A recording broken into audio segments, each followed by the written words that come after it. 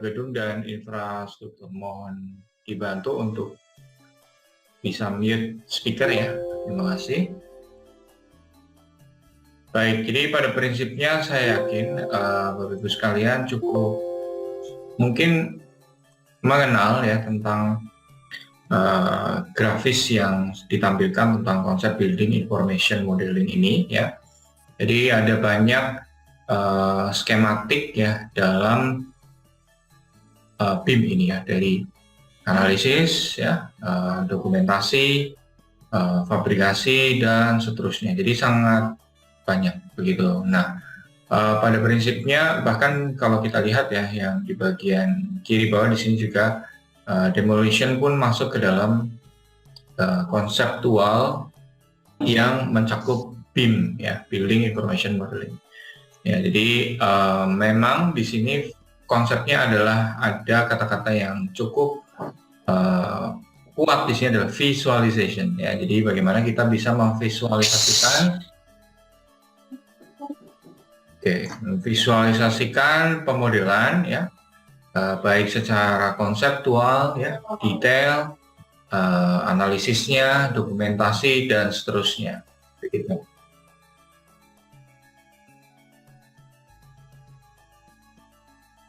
Baik, kalau kita lihat di sini kelebihan BIM ya. Kelebihan BIM itu dari beberapa tahap. Pertama tahap pra-konstruksi ya.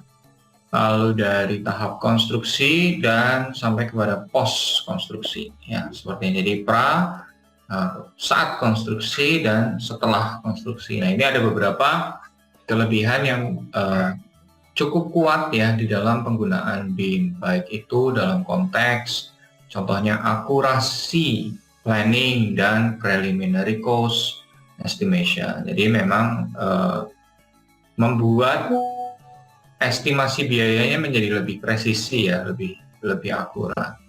Lalu juga efisien ya dan lebih cepat secara teknis engineeringnya. Dan yang menarik di sini juga ada clash ya, clash detection. Nah, ini merupakan sebuah menu menarik di dalam BIM, yaitu dalam pre-konstruksi ya.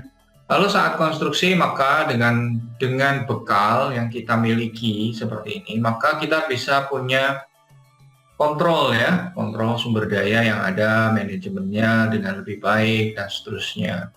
Dan tentu lebih kepada cost ya, cost dan cash flow trackingnya lebih jelas, waste management lebih jelas, lebih terukur dan seterusnya. Mungkin tidak hanya terukur, tapi lebih sedikit.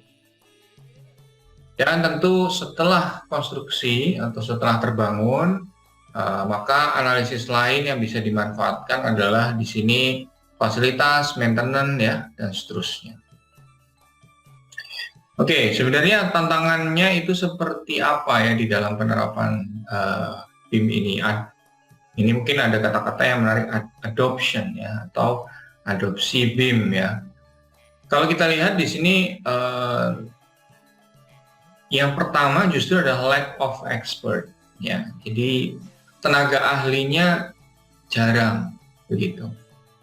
Jadi ini adalah referensi yang saya ambil dari buku diterbitkan tahun 2022. Artinya data ini adalah data yang segar ya, data yang kekinian begitu. Jadi expert dalam dunia BIM itu ada, kalau terhitung mungkin bisa banyak kalau secara kuantiti ya, tetapi kalau secara proporsi masih sedikit. Jadi memang di dalam konteks BIM peluang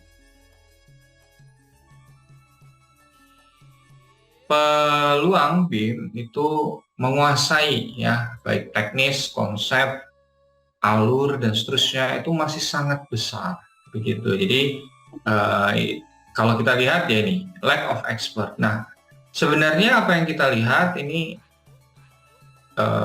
menjadi beruntun ya. Kenapa? Karena kenapa tidak banyak ahli? Karena lack of awareness. Jadi kekurangan awareness-nya terhadap kepentingan BIM ya, sehingga ya tentu buat apa membuat atau menyiapkan tenaga ahli di situ ya, poinnya seperti itu. Dan seterusnya ya, baik dari investasi yang besar, lalu juga regulasi ya, Dan yang menarik ya, lack of employer interest. Jadi para pekerja itu pun juga rasa tertariknya kurang ya. Jadi expert, tenaga ahlinya kurang, rasa tertariknya kurang, lack of knowledge, pengetahuannya kurang, support ya kurang, dan seterusnya. Dan ini change resistance ya. Ini change resistance itu artinya adalah seringnya menggunakan AutoCAD 2 dimensi ya, katakanlah saya sampaikan seperti itu. Sehingga saya sama saja begitu ya, biasanya sama saja sama saja, nanti toh hasilnya juga adalah gambar dan seterusnya. Jadi hal tersebut menjadi sesuatu hal yang seringkali menjadi resistance ya. Ada mungkin dalam tanda kutip paradigma lama yang tidak mau berubah begitu, tidak ingin mengikuti perkembangan zaman. Dan ini ya yang menarik, lack of training ya. Jadi seringkali ada yang ingin menguasai, ada yang ingin mempelajari, tetapi ya kesulitan untuk mencari training yang tepat ya. Kalau di dalam pelatihan kita di Loker Teknik Sipil itu secara bertahap ya, itu diberikan training Revit ya, Revit arsitektur, struktur, mekanikal elektrikal, beton bertulang, lalu ada bangunan air, ada struktur baja. Jadi sangat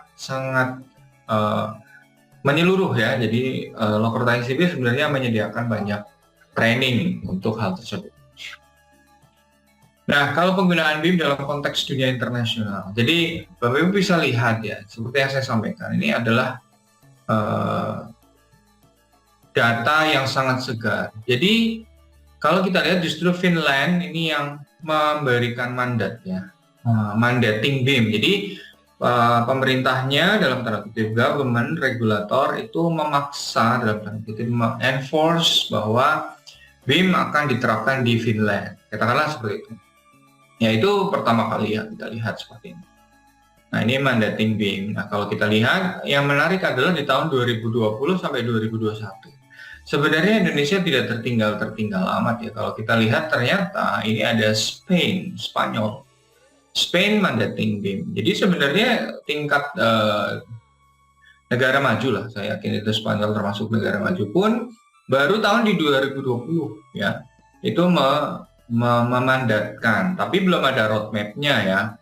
Berbeda dengan contohnya USA, Amerika tahun 2012 itu sudah punya implementasi roadmap BIM ya, USA, Amerika gitu. Jadi itu Singapura, kalau kita lihat Singapura ya itu sudah seperti ini juga, dekat dengan US ya, seperti itu. Tapi kalau kita lihat di sini sudah artinya seharusnya tidak terlalu tertinggal dengan negara-negara lain dalam mulai menerapkan BIM ya. Saya memahami bahwa BIM memang menjadi mandatori itu keharusan di dalam konteks proyek-proyek pemerintah yang mungkin proyek besar dan proyek mega ya, biasanya seperti itu.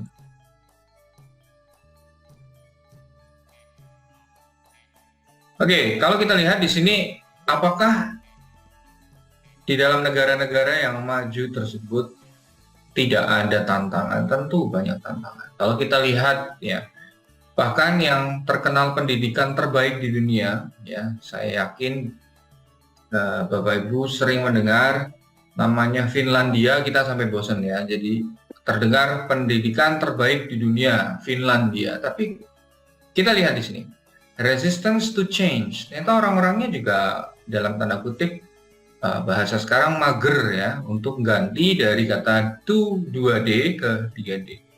Resistance to change. Terus lalu kita lihat di bawahnya lack of education. Jadi Finland yang terdepan dalam konsep pendidikan dasar ya sampai kepada paling atas ya.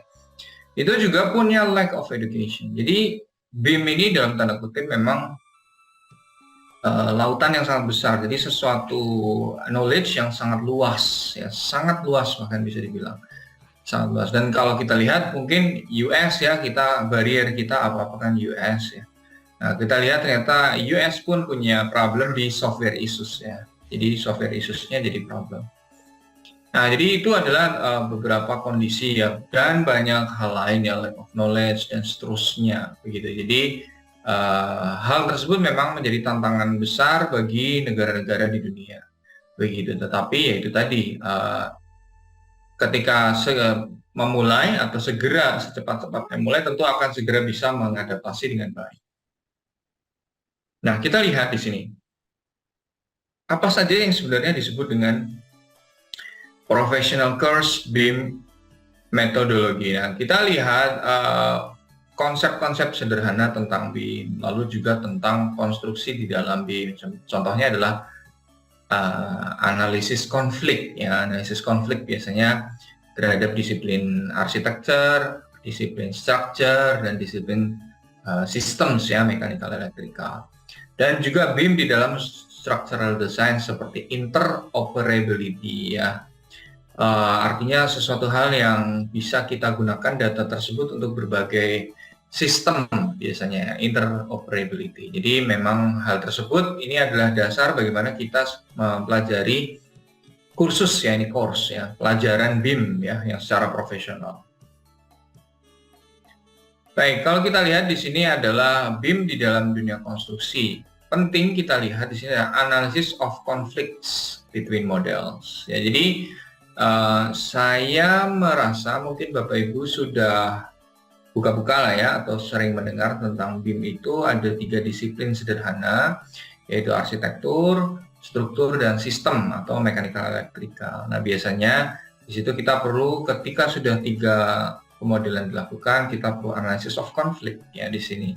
Nah, maka kita lihat contohnya apakah dinding ya, ini ya dinding katakanlah dengan pemipaannya tabrakan atau tidak, lalu kolom dengan baloknya tabrakan atau tidak, tertanam atau tidak, dan seterusnya ya. Maka mungkin kita istilahnya dengan analysis of conflicts between models, atau kalau pakai Nevis kita bisa pakai clash ya, clash detection. Nah, di sini saya rasa tentang simulasi-simulasi yang lebih tinggi lagi ya, baik itu secara konstruksi prosesnya, lalu juga kepada schedulingnya dan seterusnya, itu bisa di explore ya di dalam BIM ya. Kalau kita lihat di sini adalah konteks BIM dalam desain struktur ya. Kita lihat berbeda tentu dengan yang architectural ya. Kalau yang di struktur ini kita melihat bagaimana secara core struktural itu bisa terlihat. Nah, tapi yang penting di sini sebenarnya adalah bagaimana bisa melakukan transfer ya. Ini maka tulisannya yang penting ya. Structural BIM model transfer to analysis software gitu. Ya, jadi kita kan ingin serba cepat ya, tapi juga akurat begitu. Nah, itu membutuhkan kejelian bagaimana kita misal katakanlah punya pemodelan di dalam software BIM, Revit ya, atau Tekla dan seterusnya, tapi kita ingin analisis strukturnya di dalam ETABS atau SAP 2000 dan seterusnya. Maka penting untuk bisa melakukan definisi-definisi untuk mengatur barrier bahwa struktur BIM ini bisa dianalisis ya, dan tidak mudah ya, biasanya tidak mudah. Nah, bagaimana riset terkini di dalam negeri? Kalau kita lihat di sini ada kuesioner ya tentang perencanaan gedung. Jadi konteksnya ini perencanaan gedung.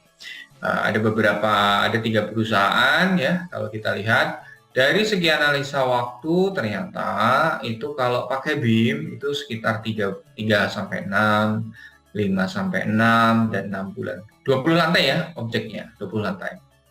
Lalu konvensional untuk analisa perencanaannya bisa sampai, konvensional itu ya yang biasa ya, bisa sampai 12 bulan, 6 bulan ya.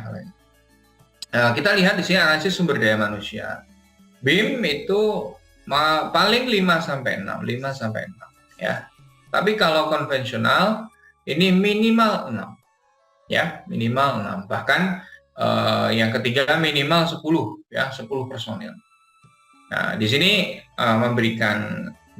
perusahaan juga memberikan feedback ya, kelebihan BIM ya, ini meminimalisir revisi ya. Jadi kalau Bapak Ibu pernah coba Revit, sedikit-sedikit lah pernah coba Revit, maka itu sangat mudah merevisi ya. Mindah pintu, maka nanti akan juga memudahkan untuk mindah dinding dan seterusnya. Secara otomatis ya, jendela dan seterusnya itu secara arsitektural. Lalu kita lihat juga untuk yang kelebihan BIM misalnya adalah kesalahan teknis dapat ditemukan lebih awal dan mempermudah pekerjaan.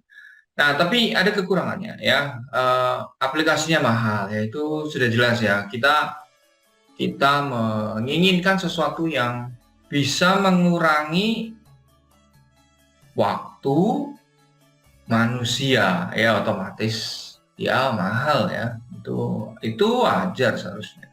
Lalu kita lihat ini memiliki kemampuan multidisiplin ya, itu tadi ya, mungkin karena kalau sudah masuk BIM kita akan bicara kerjasama antar software sebenarnya, jadi bukan hanya semata-mata satu software. Nah, tapi cukup detail ya, ada bagian kekurangan BIM di sini adalah skala yang kurang dari 1:20 jauh lebih mudah menggunakan command card ya. Nah, jadi ini lebih masuk ke detailing ya. Dan ini adalah kata-kata yang betul ya, dibutuhkan spesifikasi hardware yang kuat gitu. Jadi contohnya Revit Tekla ya, itu memang cukup banyak memakan spesifikasi dalam tanda kutip ya, laptopnya gitu, atau komputernya itu cukup banyak. Dan kita lihat di sini bar chart perencanaan ya. Saya rasa tadi kita sudah melihat bagaimana kalau dilakukan secara konvensional ya, dan juga BIM ya, beda ya. Ini sampai 12 dan di sini juga sampai 6. Oke, nah secara biaya personil bisa kita lihat ya, ini sampai 700-an juta ya. Tenaga ahli ya, dan seterusnya. Lalu kita lihat ini untuk yang dengan metode BIM ya, itu setengahnya ya, bisa dibilang ya setengahnya lah, 50% ya, dan itu ya sangat signifikan ya, saya rasa sangat signifikan. Oke, kalau kita lihat di sini kelebihannya tentu adalah integrasi perangkat lunak ya. Nah, ini deteksi tabrakan desain seperti yang saya sampaikan, clash detection. Jadi apakah kita bisa mengidentifikasi dinding, balok, sistem ya, atau elektrikalnya itu sesuai dengan apa yang kita desain, atau ternyata nabrak-nabrak begitu. Itu yang penting. Proses lebih cepat ya, penghematan sumber daya, penghematan biaya. Ujung-ujungnya ternyata hemat biayanya ya. Itu poinnya.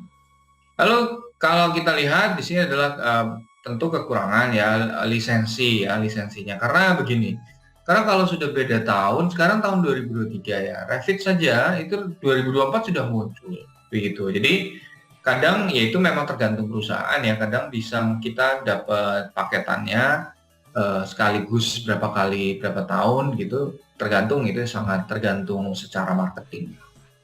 Dan kita lihat ya, ini spesifikasi seperti yang saya sampaikan ya, RAM-nya, graphic card-nya, dan seterusnya, itu ya sangat butuh yang cukup ya, lebih dari cukup bahkan, dan seterusnya ya, begitu. Lebih kepada kelebihan dan kekurangan di dalam BIM. Nah, ini adalah contoh bagaimana pemodelan BIM ya, untuk tipe gedung ya, baik membuat grid ya, level, jadi ini denah ya, grid denah, lalu ini adalah berapa lantainya, dan ini masuk ke dalam penulangan fondasi ya, dan penulangan kolom ya. Kalau kita lihat ini cukup detail ya, didesain dengan cukup detail. Yang kita lihat ini adalah contoh hasil penulangan balok ya, dan ini adalah plat yang dimodelkan gitu. Jadi ini menggunakan Revit ya, menggunakan Revit 2019 ya. Dan secara 3 dimensi hasil untuk yang struktur kita lihat, ini adalah tampilan strukturnya, dan ini adalah tampilan arsitektur ya, untuk yang arsitektur. Dan selanjutnya tahapannya adalah bisa memanfaatkan menu quantity ya, sehingga bisa dapat nilai volume ya. Kalau kita lihat di sini volumenya contohnya pekerjaan kolom ya, ini bisa diambil ya, nanti data-datanya menjadi lebih presisi sesuai dengan apa yang ada di lapangan. Nah, konsep BIM dalam 7D model ya, kita lihat 2D model itu adalah drawing X dan Y. 3D itu kita nambah aksis arah Z ya. Lalu kalau kita berpikir di atas 3D masih ada lagi, nah itu D itu lebih kepada disiplin ya, lebih kepada disiplin tentang di sini adalah scheduling ya. Lalu 5D-nya di sini ditambah dengan waktu dan biaya ya. Jadi 5D-nya adalah tentang waktu dan biaya. Lalu kita lihat di sini meningkat lagi, jadi sudahlah ditambah jadwal, ditambah biaya waktu, lalu meningkat kepada konsumsi energi ya, dan sampai kepada manajemen. Ya. Nah, tahapan ini seperti yang disampaikan oleh referensi di awal, untuk yang menguasai hal tersebut ya, ini masih sangat sedikit ya, butuh kemampuan yang dalam ya secara pekerjaan konstruksi untuk bisa sampai kepada level ini. Artinya sebenarnya itu peluang ya, itu sebenarnya. Nah, kita lihat BIM dalam level, di sini level 0 ya. Kita lihat untuk level 0-nya ya, kalau lihat untuk level 1-nya ya, di sini kita checking untuk AutoCAD ya. Kalau AutoCAD-nya kita lihat. Nah, untuk yang infrastruktur, kalau kita lihat di sini ya, aplikasinya juga sangat banyak ya. Itu baik dari proyek jalan, lalu terowongan ya, lalu bendungan ya, kanal, power plants dan seterusnya. Jadi bisa dilakukan lah untuk yang infrastruktur. Oke, lalu kita lihat ini adalah implementasi sederhana ketika menggunakan software ya. Dan memang cukup banyak di bagian Revit ya, itu memang cukup banyak sekarang ini, cukup melambung ya, untuk namanya cukup banyak digunakan. Dan kita lihat di sini ada interoperability. Nah, interoperability ini artinya bahwa RC, Revit, Tekla dan seterusnya itu membutuhkan semacam konversi sampai kepada analisis gitu ya, biasanya menggunakan software perantara gitu. Jadi kalau mau diubah langsung kepada software katakanlah analisis struktur ya, misal SIA Engineering, itu dalam tanda kutip biasanya akan lebih berantakan ya gitu. Jadi butuh penyesuaian ya, baik ini jadi penggunaannya model viewer, checker dan seterusnya. Jadi butuh penyesuaian. Nah, tren masa depan ya seperti kita lihat di sini ya adalah life cycle facility management ya, di mana base-nya adalah cloud. Jadi lebih kepada internet ya. Jadi pure basisnya adalah internet gitu. Jadi penggunaannya di situ. Oke, nah kita lihat BIM dalam berbagai dimensi. Jadi sebenarnya di sini yang ingin ditampilkan di dalam webinar ini adalah bagaimana kita bisa memahami kontekstual BIM di dalam dunia konstruksi secara sederhana ya, secara sederhana saja. Nah, kalau kita lihat di sini adalah dalam tinjauan struktur ya, ini pemodelan BIM struktur seperti ini.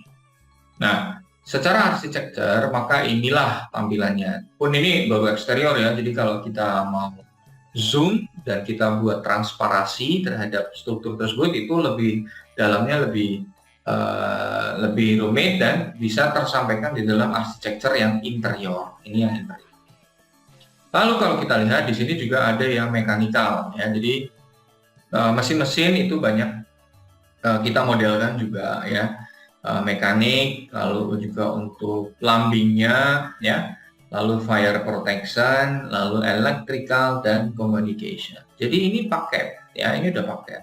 Dan di dalam konteks menguasai BIM saat ini dalam kategori ya, satu orang itu sangat bisa dibilang tidak mungkin untuk bisa handle semuanya gitu ya. Jadi memang ada orang-orang yang punya kekhususan struktur, kekhususan architecture, dan kekhususan sistem. Ya ini sistem, 5 ini sistem, ini architecture, ini struktur. Jadi minimal sebenarnya 3, ya minimal 3 orang untuk garap seperti ini ya.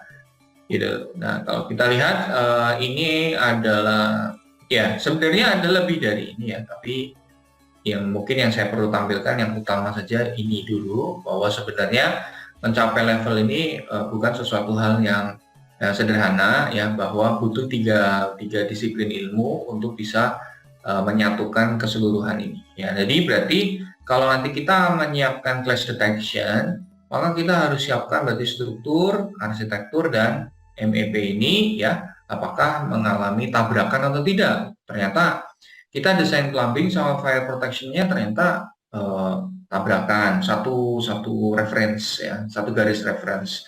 Padahal kan sebelahnya sedikit gitu dan seterusnya. Itu penting ya untuk bisa kita ketahui. Kita lihat di sini ini mulai masuk kepada infrastruktur. Untuk bagian infrastruktur ya ini kita lihat untuk perubahan ya sebenarnya dari existing ke dalam struktur yang baru ya atau propose-nya. Nah, ini pun sama konsepnya, jadi pengecekan strukturnya, pemodelan struktur ya, lalu arsitekturnya, mechanical, plumbing, fire protection, dan electrical. Nampaknya communication-nya tidak ada ya, oke. Nah kalau kita lihat di sini adalah bagaimana melanjutkan level selanjutnya, yaitu sampai kepada construction process ya. Ini kita lihat ini construction prosesnya dari tiap tahap segmentasi jembatan ya. Ini kita anggap jembatan ya, gitu. Mungkin nampaknya ini pre-stress ya, namanya pre-stress. Nah, kita lihat selanjutnya ya, kalau di sini kita melihat ini adalah semacam rumah sakit ya, adult center ya. Di sini untuk yang proses konstruksinya, realnya, under construction-nya, lalu di sini adalah map of project-nya. Nah, maka di bagian kanan ini adalah 3D image dari pemodelan Revit ya. Ini pemodelan Revit-nya seperti ini. Nah, kalau kita lihat pemodelan Revit-nya yang struktur ya, ternyata dimodelkan dari fondasi sampai kepada atapnya ya. Sedangkan yang yang architecture kita lihat dia pure bersih ya. Dia memang hanya dari lantai kerja katakanlah sampai kepada penutup atap ya. Sampai kepada atapnya seperti apa.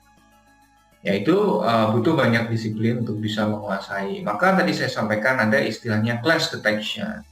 Nah, maka di dalam clash detection ini kita akan menggunakan yaitu Nevis ya, Nevis Works. Jadi akan memadukan antara architecture, structure, dan sistem. Itu dari kondisi ini ya, lalu dikoordinasikan menggunakan Nevis, begitu ya, menggunakan Nevis, dan nanti akan punya konklusinya seperti apa, temuannya seperti apa di dalam konteks penggunaan clash detection.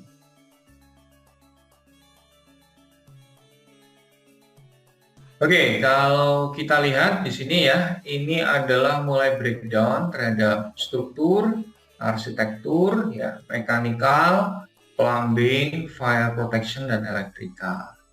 Nah, proses breakdown-nya pun juga sangat menarik ya. Di sini kita bisa melihat atau melakukan selection ya terhadap level yang hanya steel saja, ya, steel saja. Konkret ya, beton ya. Lalu kita ingin hanya seleksinya berdasarkan arsitektur ya. Lalu berdasarkan HVAC ductingnya ya. Hanya itu saja gitu. Jadi sebenarnya yang bisa kita gunakan di sini ya, itu sebenarnya sangat banyak dan betul-betul membutuhkan keilmuan yang sangat lengkap ya untuk bisa menguasai hal ini. Dan saya sangat yakin file ya, katakanlah file struktur ini katakanlah dibuka di laptop saya, itu pasti juga dalam tanda kutip cukup berat ya untuk bisa di rotate ya. Memang ya spesifikasinya biasanya seperti itu. Nah, ini adalah dalam tanda kutip mungkin setup meja kerja yang biasa digunakan gitu di kantor dulu ya, kantor yang lama dulu saya juga setup kerjanya seperti ini ya. Jadi nggak bisa hanya satu layar sih, itu agak berat ya kalau kita berbicara proyek yang cukup besar ya. Nah, kita lihat di sini dua layar ya, yang satu adalah 2 dimensi dan yang satu adalah 3 dimensi. Nah, itu penting ya, penting untuk bisa membuat kita mengelola kepastiannya ya, presisi dan seterusnya. Nah, software overview kita lihat pemodelan itu pakai Revit, Rhino, CATIA. Analisis bisa pakai Navisworks, Synchro, Innovaya, 3D Max dan seterusnya ya. Ya, jadi contoh-contoh aja software ya, tidak harus pakai itu karena sekarang sangat banyak ya software. Tapi memang penemu dalam tanda kutip konteks awal itu adalah dari rekan-rekan dari Autodesk ya, baik itu Archicad ataupun dari yang Revit begitu. Nah, ini adalah contohnya bagaimana ketajaman dari sebuah software. Synchro contohnya ini adalah dia key functionality dan links 3D model to the construction schedule. Jadi memang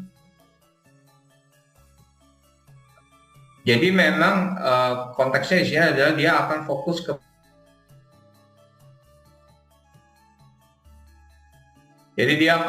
kepada schedule-nya ya.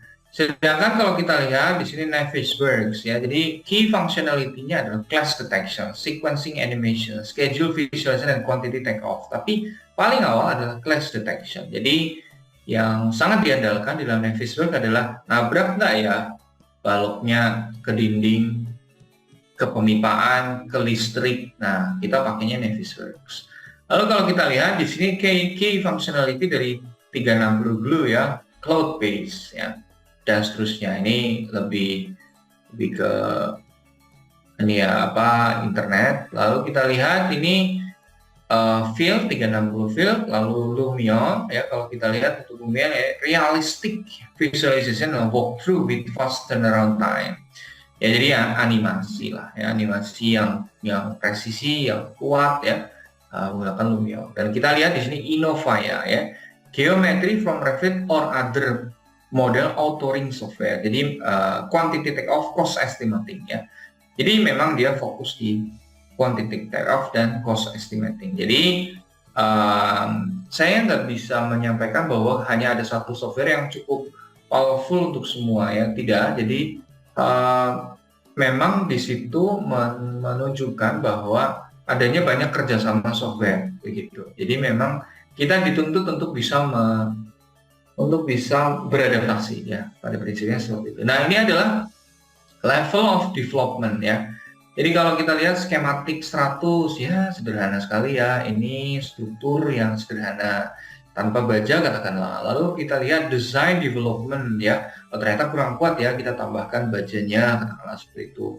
Lalu ada construction document, coordinating design model, dan seterusnya sampai dia cukup lengkap ya. Ini secara struktur, architectural, dan mekanik. Jadi kalau yang kita lihat mungkin di dalam, mungkin saya sebut bangku perkuliahan ya, itu kita melakukannya secara tersegregasi ya, jadi terpisah. Jadi ya ini dulu ya mungkin struktur.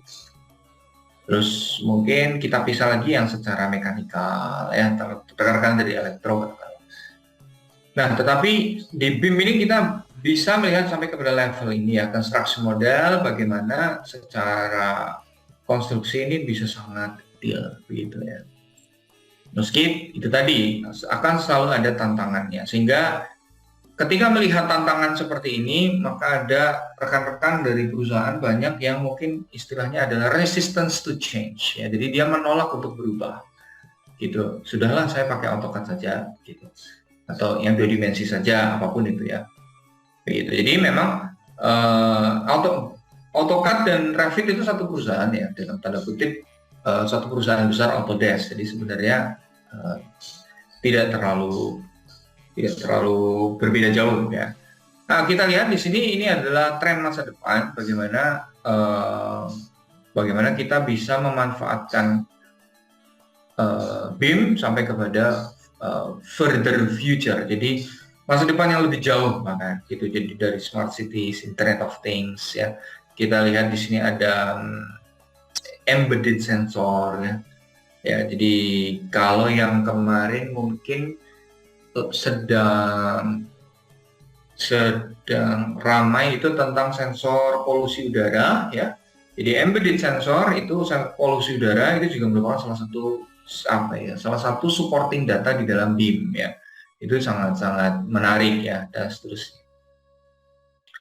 Oke, ini platformnya sangat banyak platformnya. Jadi saya mungkin hanya bisa sampaikan di sini Archicad, Revit, Navis, Tekla, SketchUp ya.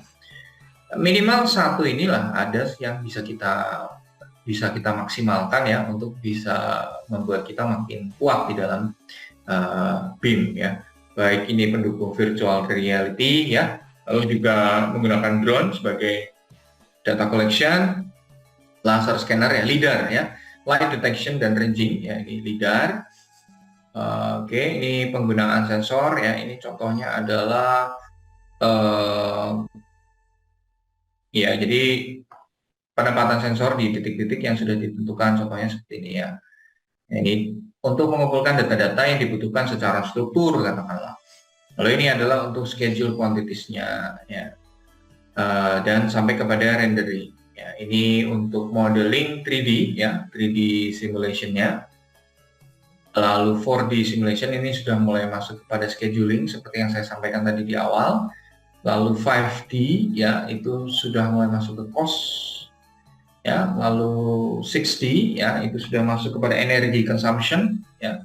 Baik itu kita lihat breakdown-nya dari architectural model ya, ini ke energi lampu, solar dan lainnya ya. Jadi kondisinya seperti itu. Dan 7D simulation ini life cycle lebih kepada manajemen ya. Lebih kepada manajemen secara keseluruhan. Oke, nah yang menarik juga adalah interoperability ya. Interoperability adalah satu data itu bisa digunakan untuk berbagai sistem ya. Contohnya adalah konfigurasi balok ya, kan pasti tentu digunakan juga untuk teman-teman dari arsitektur ya, konfigurasi kolom balok gitu ya. Tidak hanya teman-teman dari struktur. Nah, ini level of BIM tadi juga sudah saya sampaikan, sudah saya perlihatkan dari level 1 sampai 3 ya. Dari 2 dimensi sampai kepada BIM ya. Oke, kita lihat penggunaan BIM pada prinsipnya adalah intelligent model. Jadi intelligent artinya lebih kepada yang lebih smart lah ya, lebih pintar. Nah, lalu penggunaan parametric relationship ya. Jadi kalau yang sudah pernah coba Revit, maka kalau kita pindah jendela, katakanlah jendelanya mau saya pindah ke kanan 2 meter, pintunya mau saya perbesar, maka nanti gambar 2 dimensinya juga otomatis berubah gitu. Jadi kita tidak perlu repot ubah-ubah yang lain. Jadi kalau rekan-rekan pernah terlibat dalam proses desain, katakanlah sedang melakukan desain taman wisata gitu ya, kita mendesain secara 3 dimensi menggunakan SketchUp dulu. Ya, rekan-rekan dari arsitektur yang 2 dimensi menunggu sebentar, habis itu mereka selesai, rekan-rekan dari 2 dimensi dapat ya gambarnya, teman-teman struktur masih menunggu lama ya, sampai 2 dimensi dari arsitektur clear, habis itu kita dapat dari data-data 2 dimensi arsitektur ya.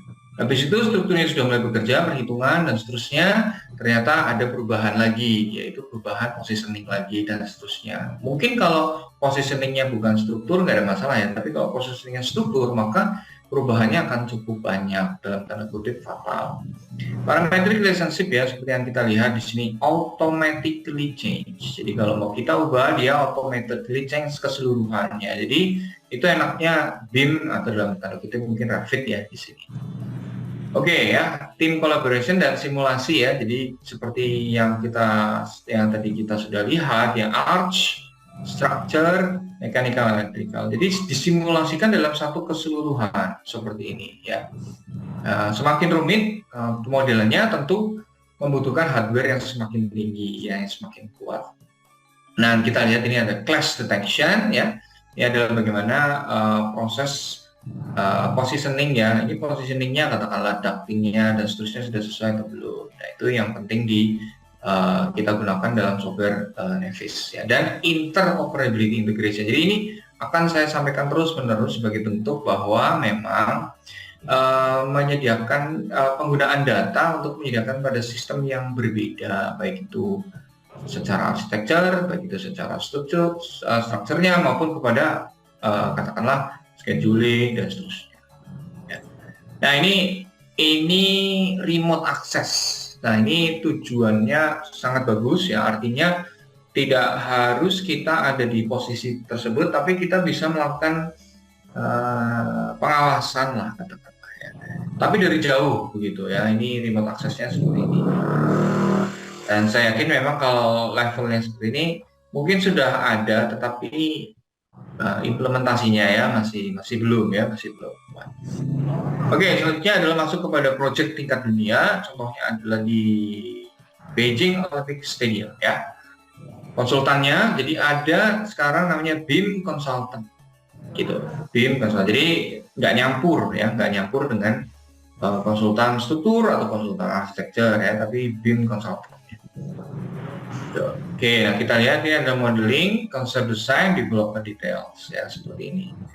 Ya kalau kita lihat untuk master modelnya baik 2 dimensi terintegrasinya 2D 3D-nya ya, bill of material, management reporting dan seterusnya. Ya seperti ini kira-kira kalau kita lihat ini di 2008 ya, Windows-nya masih tipe yang seperti itu ya, tapi sudah menggunakan itu, berarti kepercayaan diri daripada MTech itu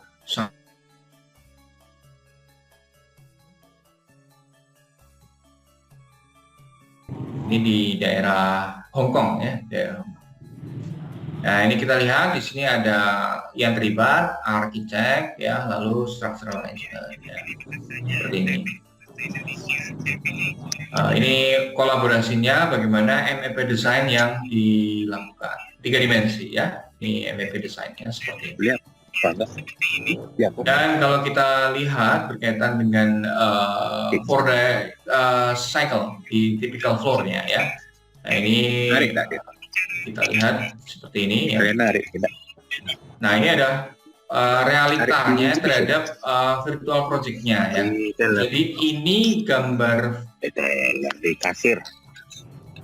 Oke, ini foto project real-nya, dan ini adalah pemodelan ya yang didesain oleh namanya bukan MTech. Saya rasa MTech ya maksudnya itu tadi. Nah, ini ya kira-kira day 4 seperti ini. Jadi ini day 1 dan ini day 4. Ya, jadi secara umum sama ya, berarti secara simulasinya cukup presisi ya, simulasinya terhadap apa yang dikerjakan di dalam lapangan. Baik, nah di dalam LTS ini juga menyediakan pelatihan ya. Jadi tidak hanya kita bicara Tekla, Revit dan seterusnya ya, tapi banyak ya, tapi juga SketchUp, Sub 2000 juga untuk dasar-dasarnya di AutoCAD ya. Kita juga menyediakan ya. Lalu juga arsitektur ya, lalu struktur beton, lalu juga kepada struktur baja dan bangunan air ya. Jadi infrastrukturnya ya, ini infra ya, konteksnya infra. Dan mungkin di besok malam itu sudah dimulai untuk yang Revit mechanical electrical ya, levelnya masih di basic ya, tetapi di sini nanti kita akan sediakan pemodelan arsitektur dan pemodelan strukturnya ya, karena nggak akan cukup waktunya kalau dimulai langsung dari ars, struktur, lalu masuk ke MEP. Nah, pemodelan ars dan struktur ini sudah dilakukan dalam pelatihan-pelatihan yang lalu sekitar 2-4 minggu yang lalu secara bertahap. Dan ini merupakan rangkaian yang mana antara ars, struktur, dan MEP menjadi satu kesatuan rangkaian ya, supaya peserta-peserta yang terdahulu sudah mengikuti itu juga punya continuity terhadap pemodelannya. Baik, Saya rasa demikian yang bisa saya sampaikan. Itu merupakan semacam overview sederhana ya tentang BIM yang harapannya adalah bisa memberikan pemahaman sedikit ya kira-kira terhadap BIM ya, mungkin lebih kepada teknis software. Saya rasa demikian. Saya kembalikan kepada moderator. Silahkan mungkin kalau ada pertanyaan kita buka mungkin nggak terlalu lama ya, sekitar 5 menit untuk diskusi.